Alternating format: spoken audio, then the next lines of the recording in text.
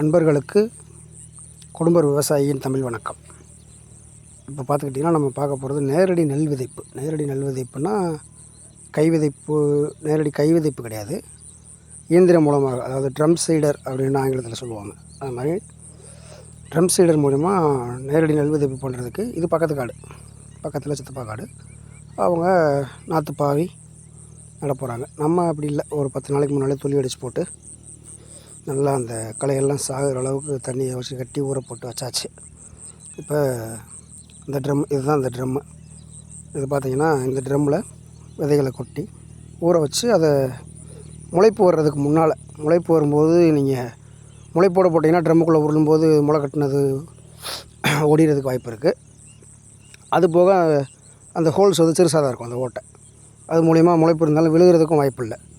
அதனால் முதல் நாள் வச்சு மறுநாள் முளைப்பு வர்றதுக்கு முன்னாலேயே வந்து நம்ம அதை இந்த ட்ரம்மில் போட்டு உருட்டினோம்னா வரிசையாக, அதாவது வரிசை நடுகை, இயந்திர நடுகை கேள்விப்பட்டிருப்பீங்கள்ல, அது மாதிரி வரிசை நடுகை. இது நடுகை கிடையாது, வரிசை விதைப்புனோடு வச்சுக்கலாம். அதை அழகாக இருக்கும், நல்லா அழகாக வரிசையாக விழுந்துடும். நமக்கு எந்த வித தொல்லை இருக்காது, ஊடுபாடு போடணுன்ற அவசியம் இருக்காது, கொக்கு பற்ற வேண்டிய அவசியம் இருக்காது.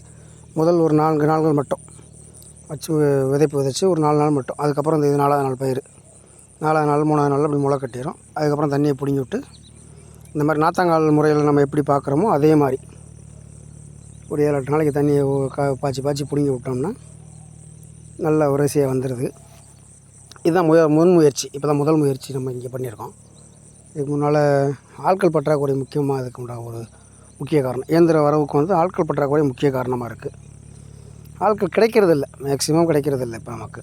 இந்த இதுதான் பாருங்கள், இது 6ஆவது நாள் 7ஆவது நாள் பயிர் நல்லா இருக்குது ஓரளவுக்கு. ஆனால் களைகள் வந்து இதில் நம்ம நாற்று பாவி நடுறதை விட இதில் களைகள் வந்து அதிகமாக இருக்குது.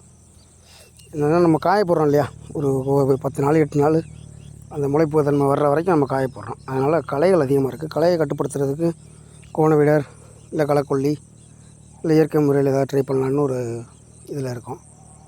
இது பார்த்திங்கன்னா இப்போ 10-12 நாள் ஆயிடுச்சு. இதெல்லாம் இந்த பயிரெலாம் முடிஞ்சிச்சு. 15ஆவது நாளில் ஒரு களைக்கொல்லி அடிக்கலான்னு இருக்கும்.